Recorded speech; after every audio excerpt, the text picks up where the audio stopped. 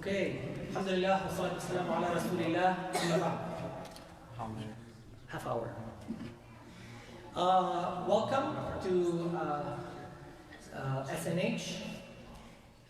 I hope by now you know what that means. And in fact, this is the last episode before the winter break. So we'll take a break for about, 3-4 weeks. We'll be back next year. So enjoy the break.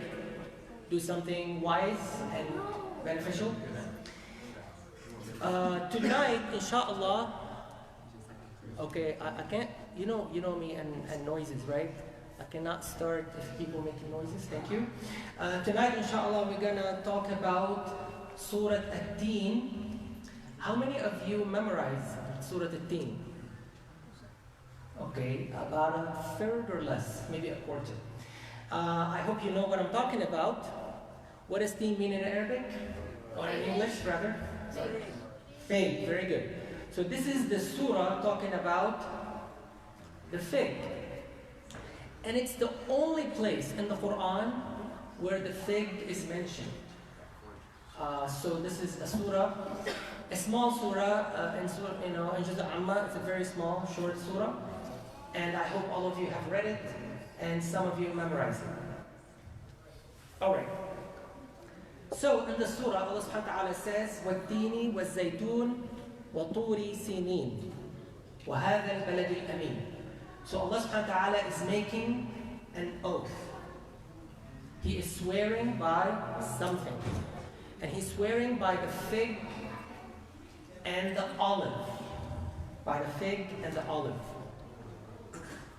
Wow.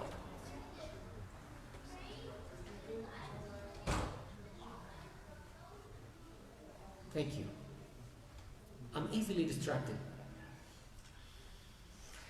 Okay, much better. So Allah subhanahu wa ta'ala is swearing by what? I forgot. The fig. Fig and olive. Fig and the olive. Thank you. Okay. So, one of the meanings is that Allah subhanahu wa ta'ala is swearing by those two fruits, the fig and the olive. And no doubt, they contain a lot of nutrition. In fact, some people talk about the combination of the fig and the olive, and they say there's something special about this combination. And there's some research that I found, you can Google it actually, on the internet, and that special combination of I think 1 fig and 6 or 7 olives. Now, this research was started by a Muslim from Azhar, I think, university. And he said, if you count the number of times the olive is mentioned in the Quran, it is like 6 times, directly. And there's an indirect reference to the olive tree. So that makes it 7. Oh. And the fig is mentioned once. So there's got to be a special combination, something special to this combination, to the 1 fig and the 6 or 7 olives. And there's this research, it seems like a Japanese team investigating this, and they said, well, when you eat it in this particular proportion, then there is a type of protein that forms, and it is really good for aging. So it's like an anti-aging, potion, if you will, anti-aging solution, something like that. Anyway, I think this research needs more investigation. I just want to mention it because I thought it was interesting. But if you want to Google it, just Google, you can say fig 1, olive 7, or something like that. And you get those papers or those research links. So, no doubt these two fruits are important, but also it is a reference. So these two fruits, because they grow in the land of Palestine and Syria, because of that area had many prophets, especially Prophet Isa alayhi salam was from that region. So they say this is in reference to the land of Jesus, of Isa alayhi salam. Because if you continue reading, Allah subhanahu wa ta'ala says what then after that? وَطُورِ سِنِينَ. And this is the Mount of Sina or Sinai in English. And Tur could be or is used as a mountain. Okay? So I think in some languages, like I think, I don't know if it is Urdu or something, you could say Tura or something like that, or in some of the Afghani languages. Is there not the word Tur or Tura or something like that? In Urdu is black. It means what? Black. Black. What about Tura? Isn't that like mountain? Or Not mountain? Okay. in Sinai, in Arabic, there is Jabal al-Tur. No, I know that, but I was wondering if it is used in other languages as well. Anyways, Tur Sinai is a special mountain, and it is a mountain in the Sinai region, in the desert. So that is in reference to Musa alayhi salam, right? Because he received revelation in that location, and he also spoke to God, right? And he had those interactions. So you could say that the first part is referring to Isa alayhi salam, and the second part is referring to Musa alayhi salam. And then the third one is referring to Prophet Muhammad, because it says, وَهَذَا الْبَلَدِ الْأَمِينَ. And this safe and secure location, this city of peace, meaning what? What city is that? Mecca. Very good. Okay? So now you got the three religions or the three main prophets. So the fig and the olive, because it grows in the land of Palestine. This is in reference to Prophet Isa, Jesus. And then the Mount of Sinai, because this is where Moses received the revelation that is in reference to Prophet Musa. And then the peaceful city, the city of Mecca. And there's a reason for that, because war was forbidden in the city of Mecca, even among the Arabs before Islam. They would never fight around the Kaaba, and everybody respected that rule. Even if you killed somebody and you ran away, you could take refuge by the Kaaba. And there was this tradition: if you hung or if you clinged to the drapes or the cloth or the clothing of the Kaaba, no one can touch you. Even if you killed his father, and in the Arabic tradition, if you killed someone's father, that's a big deal. So, but this was a rule that everybody respected.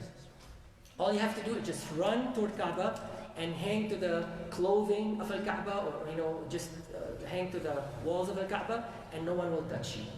So for that reason and other reasons, it was called the peaceful city, the peaceful place, the place of Mecca, or the city of Mecca. So now when you see in the Quran, anytime Allah subhanahu wa ta'ala swears by something, He's trying to confirm a truth, a reality, a fact. So He swears by something to affirm something. So here He swore by those three things that are valuable, whether it is referring to the fruit, and the fruits, no doubt have very good nutritional value. I mean, the olive obviously has a good cholesterol, right? The olive oil, highly recommended. In fact, also they say it has some anti-aging effects, especially on the skin. But more so, the fact that these are references to these places where the prophets were sent. So now Allah subhanahu wa ta'ala is going to affirm a truth.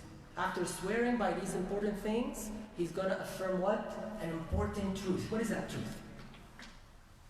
He said, لَقَدْ خَلَقْنَا الْإِنسَانَ فِي أَحْسَنِ تَقْوِيمٍ. That's a really important truth. He said, we have created the human being in a very special way, different than any other creature, different than angels, different than animals, or any other creature. And He said, we have created the human being in the best posture possible. Or you could say the best stature. So this is referring to multiple things. And let us explore these things Because that's what makes us special. Somebody asks you why you think you're special, you're a human being. These are the reasons. The first one is physical. The fact that we can stand up. Right? I mean, even in science, they recognize that. I mean, at least the lineage, right? So Homo erectus was the man that stood up. And obviously, we are also part of that. Also, we're bipedal, meaning that we use only 2 legs. Right? And that alone has a great advantage. Now, scientifically, there's not a huge advantage between the 4-legged animal or quadrupedal animals and bipedal as far as speed or as far as saving energy, because both ways, you would burn up a lot of energy when you run, for example. You can't say, for example, that, if you're running on 4 legs, you'll be faster. It's true that horses are faster than humans. It's true that cheetahs and other types of animals are faster. But you also have examples of the ostrich or other animals that might be bipedal, and they are very fast. So there's no advantage in that regard. But there are quite a bit of advantages. The fact that we can walk on 2 feet or 2 legs. For example, our hands are free. So all the skilled labor that we're doing is because we are standing up and we don't have to use our hands for walking or for running. That's a huge advantage. All the skills we do, actually, that you do with your hands is because your hands are free and you don't have to use them for walking and running.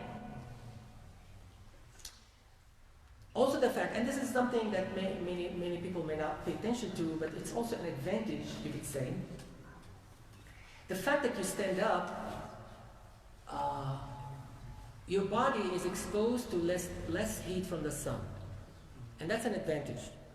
Because if you're horizontal, think of all animals, they're horizontal. We're the vertical creation, right? So if you're horizontal, you have much more surface exposed to the sun. Especially if you live in a desert, that's not very good for you. And you're closer to the earth. But if you're a human being standing up, your body is far away from the earth. So you're not getting all that humidity and all that heat and all that cold in the winter. So that's a huge advantage as well. So all of these things work in our favor. And obviously, with the hands, you can also carry food to a long distance. Imagine all these animals, they have to keep eating all the time because what they eat doesn't have a lot of nutrition. But we can find really nice food and take it and keep it. Now we have fridges, that's even a bigger advantage. So we see a lot of advantages from the fact that Allah created us in this very erected form, a great stature, right? A great posture. Also the ability to see far away. Because if you're down, you can't see as far. If you have to walk in the water, it's much harder. So the fact that we stand gives us a lot of advantage. We can cross, large areas of land and we can see from far away. So that is one element or one meaning of the ayah that Allah subhanahu wa ta'ala created us in this great form. And this is why it is important to keep that form. So remember, anytime Allah subhanahu wa ta'ala mentions a bounty, a blessing that He has given us, the implied message is that we have to keep it. This is an important rule. Again, anytime Allah mentions a bounty, a blessing, a favor, the implied message is what? We have to try and keep it. We have to protect it. We can do that in different ways. One way is to be grateful, to say, Alhamdulillah, this is one way to keep it. But also to keep it, to maintain it. So for example, the fact that Allah created you with this great posture. Now we see some people slouching, right? And they have a poor posture, what we say, right? They slump. Their shoulders are forward, right? And rounded. The chest is tucked in. The head is down. They look down. maybe out of shyness or other reasons. And therefore they look small and defeated. And some people, what's even worse, some people think this is part of piety. You know, Umar radiallahu anhu used to get upset with this type of people. Like people who thought they were so religious and they walk like that or like that. They're looking down out of humbleness. This is not humbleness. This is not piety. Piety is in the heart. Because what happens, especially if you are in a social situation and you walk like that and you look down all the time and you're slumping all the time, people will take advantage of you. People will think you're weak and defeated, and they'll treat you as such. So that is really important, to keep a good posture and train yourself, especially if you're young. You should not have a hump on your back if you're too young. Keep it for the old people. For you, you should stand up straight and look forward. Look straight up. Shoulders to the back. I mean, not all the way to the back. It doesn't have to be so pronounced and out of place. Just keep it in the right place.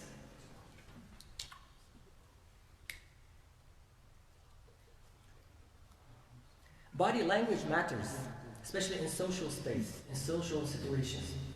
So this is, and I think this is part of Islam, to keep it the way it was. This is how Allah created you. Keep it that way. Keep it that way, just like Allah subhanahu wa ta'ala created you.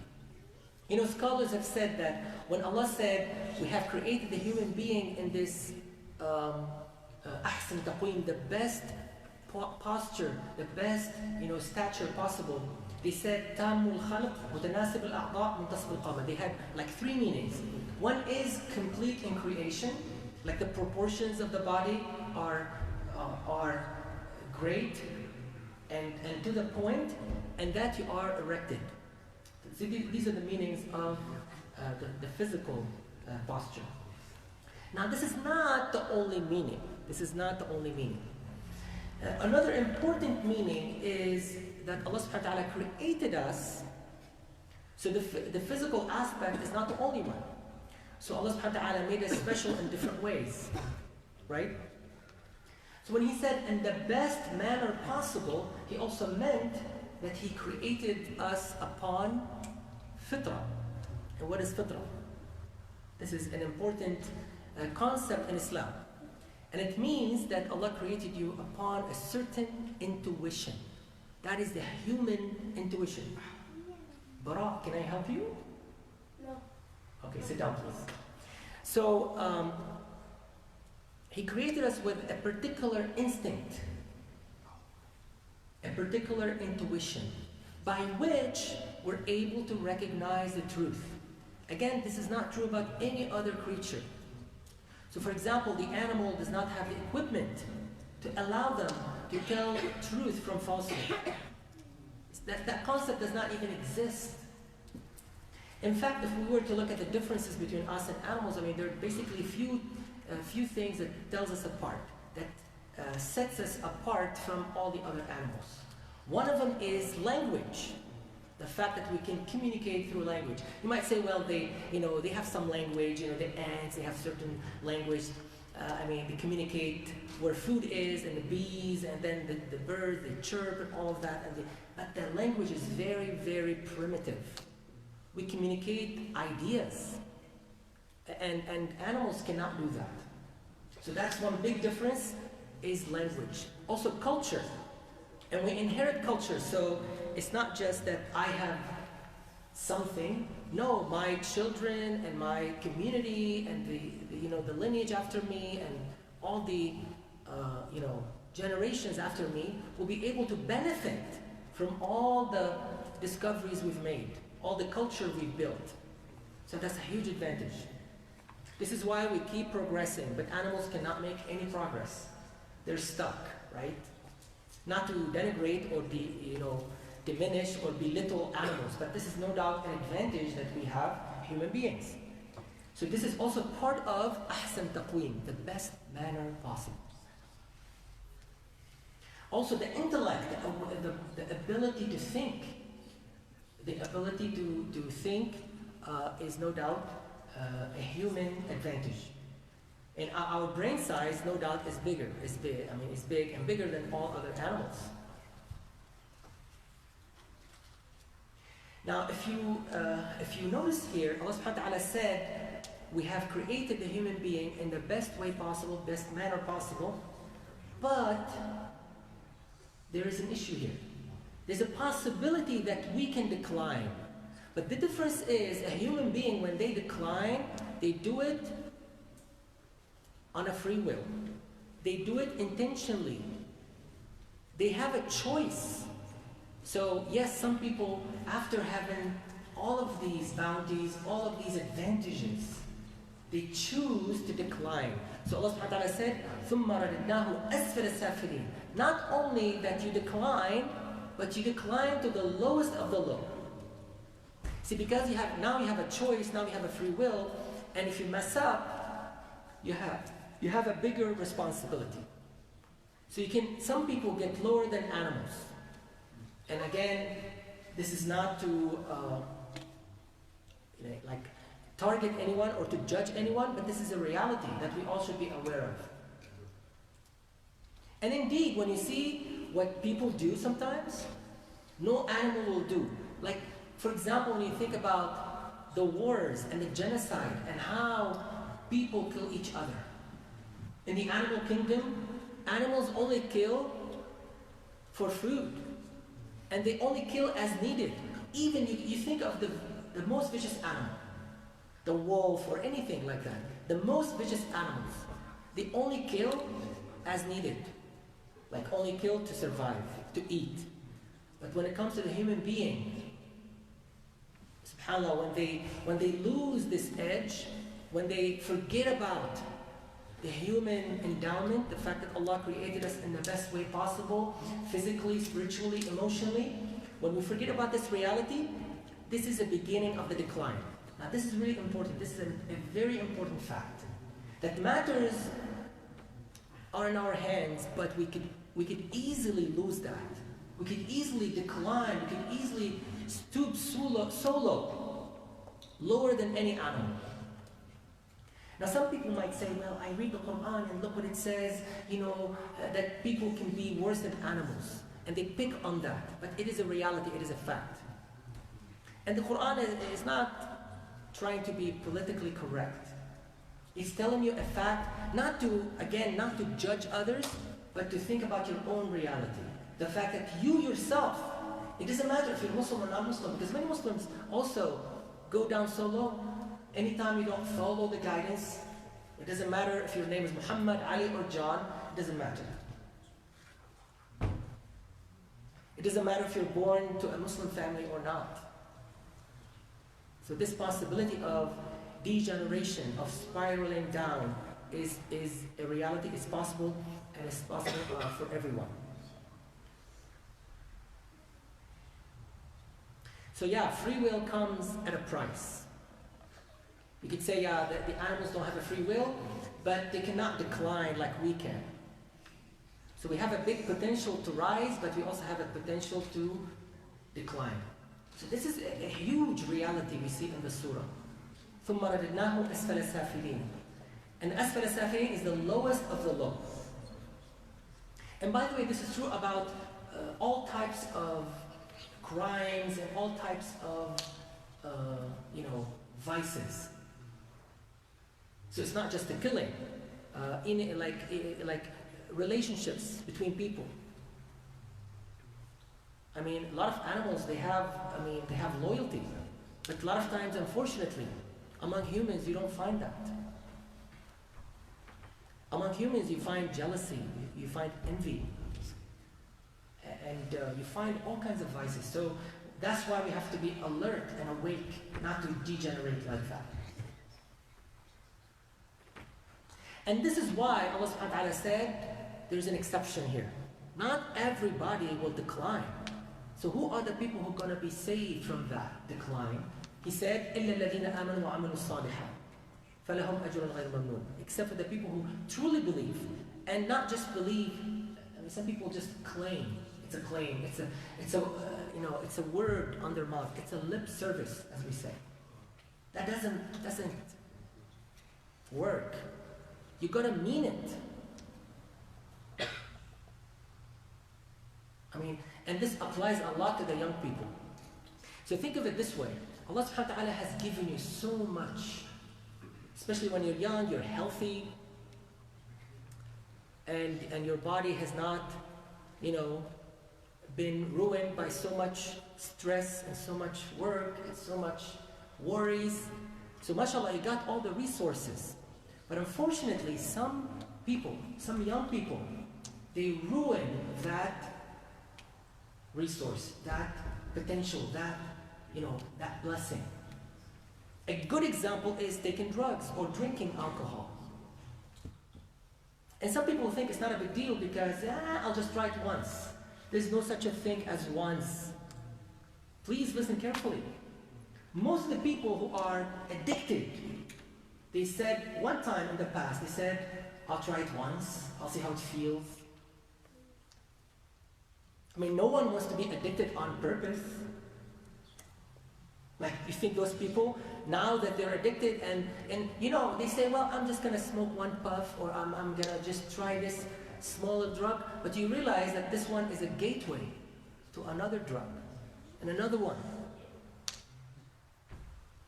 And it's not just some people say, well, the substance itself may not be addictive, but there's a social aspect to it. Once you're in that group of people, they're going to invite you to have the bigger drugs, those really bad ones. And a lot of people, because they're so young, they don't think about those things. And they got hooked to it.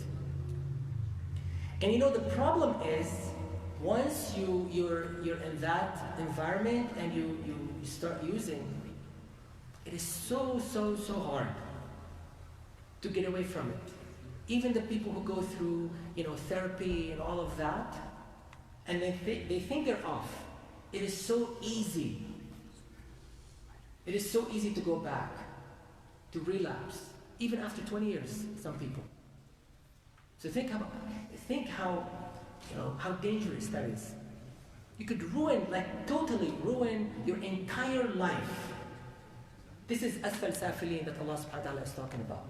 This is the lowest of the low, because Allah subhanahu wa ta'ala has given you so much, better than any other creature, even better than angels. I mean, many scholars say that the human being is better than angels.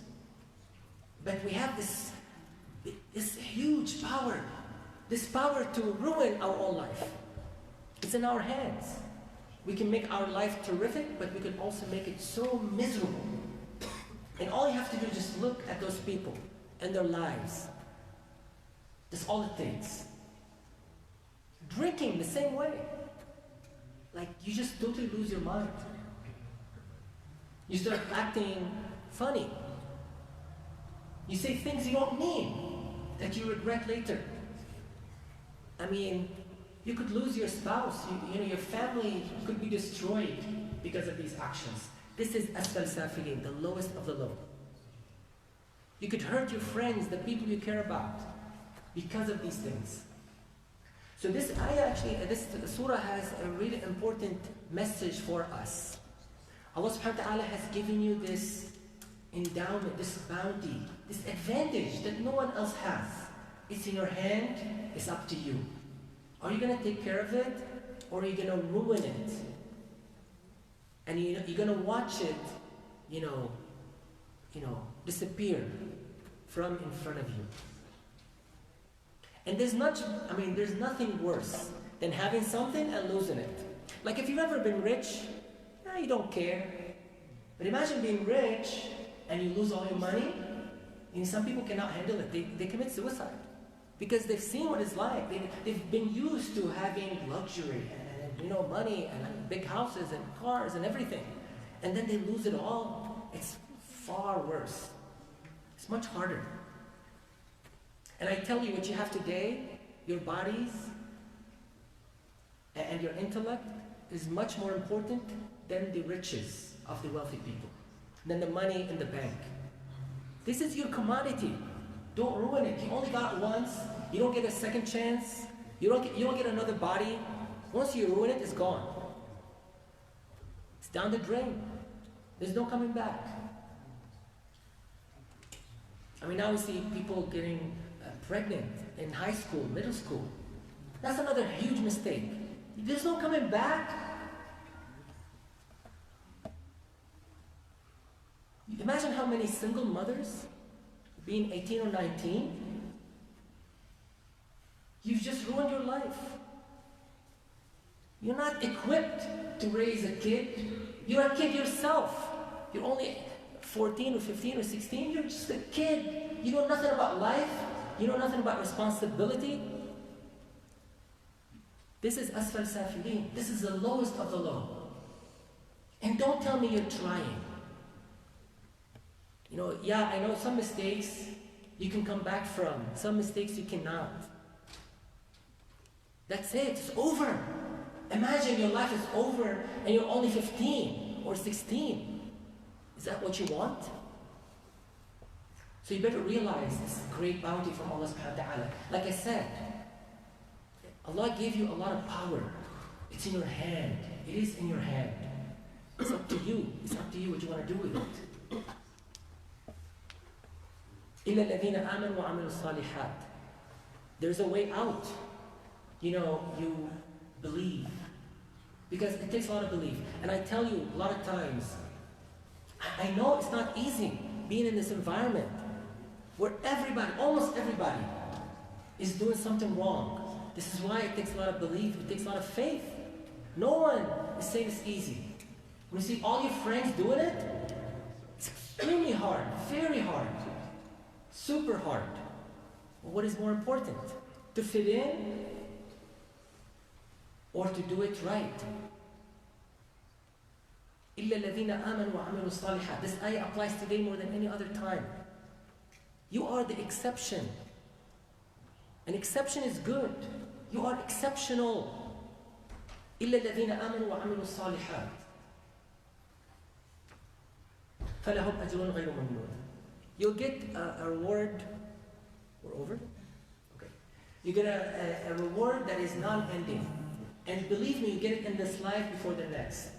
Those people who preserve themselves, wallahi, they will have the best marriage afterwards. They will have the best relationship. A relationship you trust. You see loyalty. Some people now, they don't understand the meaning of loyalty anymore. That concept does not exist. They have no idea what it means. There's no trust. So you're not losing anything. You're just delaying this gratification. That's all. And you are the winner at the end of the day. That is really the advantage here. إِلَّا الَّذِينَ آمَنُوا وَعَمِلُوا الصَّالِحَاتِ. Allah subhanahu wa ta'ala said, if you are faithful, you are a believer, and you do good actions, you're going to get the longer reward. And that reward will be non-ending. So yeah, it'll be delayed, but it'll be eternal in this life and the hereafter. That is a huge advantage. Versus, you burn all your cards now. So enjoy it for a few minutes, few hours, few days, maybe a few years, and then the rest of your life is hell. The rest of your life is hell. So this is the kind of decision you have to make. Okay, our time is up. But I hope what you take from this surah is really, really important. You might think it is talking about some figs and some olives, but it is super important. And the reality it brings out is huge, especially for you guys. It talks about the development of human and the human life and the choices you have in this life. Okay? So thank you very much. We'll stop here and we'll do the Q&A.